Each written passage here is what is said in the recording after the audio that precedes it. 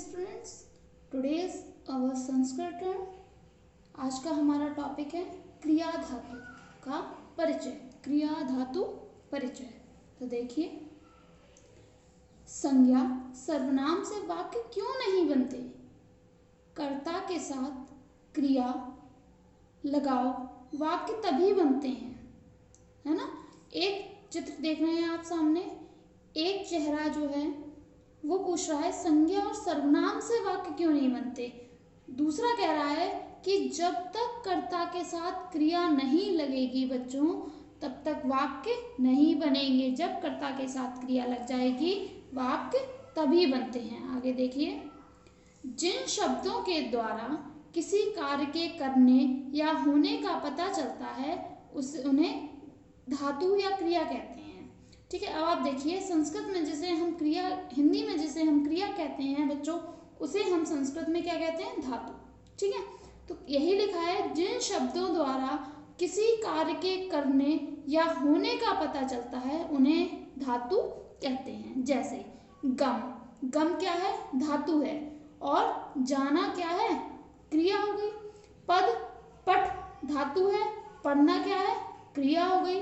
धातु रूप पुरुष, वचन व काल के अनुसार चलते हैं। किसके अनुसार चलते हैं?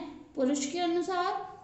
पुरुष, वचन, एक वचन, द्विवचन, बहुवचन, काल, वर्तमान काल, भविष्य काल, भूतकाल, 3 काल होते हैं ना। पुरुष, उत्तम पुरुष, मध्यम पुरुष, है ना, ये वाले पुरुष हो गए, प्रथम पुरुष।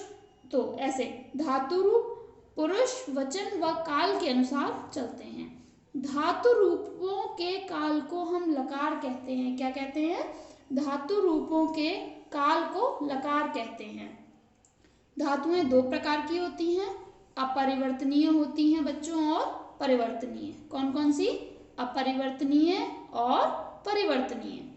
अपरिवर्तनीय धातु जो धातुएं अपने मूल रूप में प्रयोग की जाती हैं। कौन सी? जो धातुएं अपने मूल रूप में, यानी कि मेन, जो उनकी मेन चीज जो होती है, जो अपना मेन शब्द होता है, मुख्य शब्द जो होता है, तो वही जो धातुएं अपने मूल रूप में प्रयोग की जाती हैं उन्हें अपरिवर्तनीय धातु कहते हैं। अपरिवर्तनीय मतलब जो परिवर्तन नहीं होता, जिनका परिवर्तन नहीं होता। जैसे पठ, भ्रम, गम, हम, नम आदि अपरिवर्तनीय धातुओं के कुछ उदाहरण इस प्रकार हैं। आगे देखिए, धातु अर्थ एक वचन, द्विवचन, बहुवचन, है ना। देखो, पठ, पठ क्या है? धातु, लेकिन पढ़ना क्या हो गया? क्रिया। ध्यान रखना बच्चों, पठ धातु है, लेकिन जब धातु में, बच्चों हिंदी में आपने पढ़ा होगा, धातु में जब धातु से यदि हमें क्रिया बनानी है तो हमें धातु में प्रत्यय लगाना पड़ता है। न प्रत्यय, ता प्रत्यय, इक प्रत्यय, है ना। तो धातु से ही क्रिया बनती है। पठ का अर्थ होता है पढ़, है ना। पढ़ में जब हमने ना प्रत्यय लगा दिया तो पढ़ना बन गया। तो पढ़ना क्या हो गई? क्रिया। समझ में आया? एक वचन, द्विवचन और बहुवचन। पठ के रूप कैसे चलेंगे? देखिए, पठती, एक है तो पठती, द्वि है तो पठतः और बहुवचन पठन्ति। एक पढ़ता है पठती, 2 पढ़ते हैं पठतः, अनेक पढ़ते हैं पठन्ति। समझ में आया? आगे देखिए, ऐसे ही चलेगा। लिख, धातु क्या है? लिख, अर्थ क्या हो गया? लिखना। क्या बन गई? लिखना। क्रिया क्या हो गई? क्रिया, है ना। तो एक है लिखति, 2 है लिखतः, अनेक है तो लिखन्ति। उसमें भी यही था, पठति, पठतः, पठन्ति, लिखति, लिखतः, लिखन्ति। आगे देखिए, हस, यानी कि हस धातु है, इसका अर्थ होगा हंसना। हंसना हमारी क्या है? क्रिया, है ना। तो हसति, हसता, हसन्ति, जैसे पीछे हैं वैसे ही सारे चलेंगे। हसति, एक हंसता है, हसतः 2 हंसते हैं, हसन्ति यानी कि अनेक हंसते हैं। आगे देखिए, धाव, धाव भी एक धातु है, जैसे अभी तक हम पढ़ते आ रहे हैं। पठ, गम, है ना, हस, ये धातु है। अब हमारी अगली धातु है धाव। धाव का अर्थ होता है बच्चों दौड़ना, और दौड़ना क्या है? क्रिया है ना। तो मैंने पहले भी समझाया बच्चों, जब धातु में हम प्रत्यय लगा देंगे, न प्रत्यय लगा देंगे, तो वो क्या बन जाएगी? हमारी क्रिया। क्या बन जाएगी? क्रिया। अब तीनों वचनों में देखिए, धातु धाव, धाव मतलब दौड़ना। धावती एक दौड़ रहा है तो धावती, दो दौड़ रहे हैं तो धावतः, और अनेक दौड़ रहे हैं तो धावन्ति। धावती, धावतः, धावन्ति। आगे देखिए, अब अभी तक हमने अपरिवर्तनीय धातुओं के बारे में पढ़ा। अब हम पढ़ेंगे परिवर्तनशील या परिवर्तनीय धातुएं।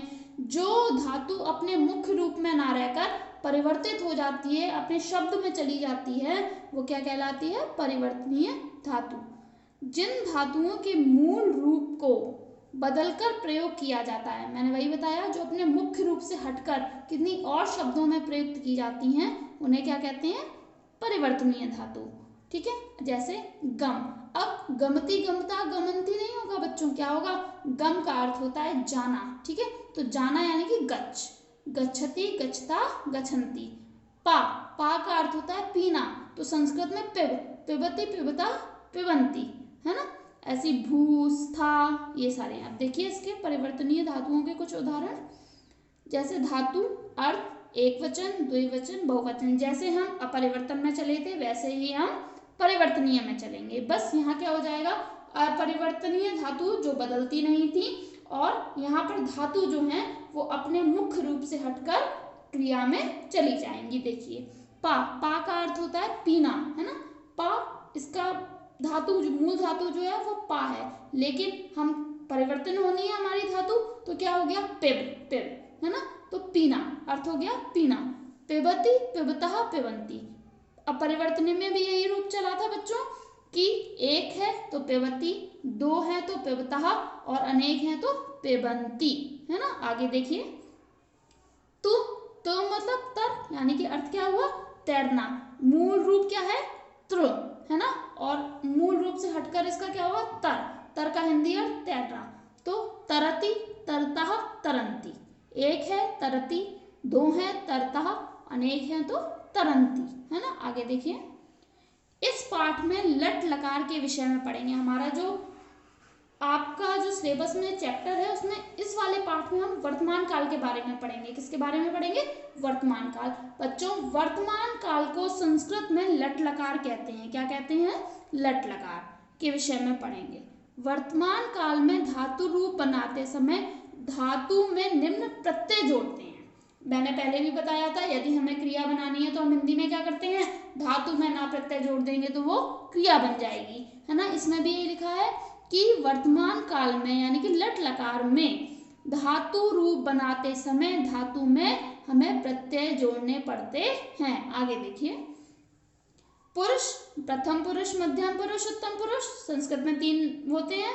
ठीक है, अब एक वचन, द्विवचन और बहुवचन। वर्तमान काल हम पढ़ रहे हैं।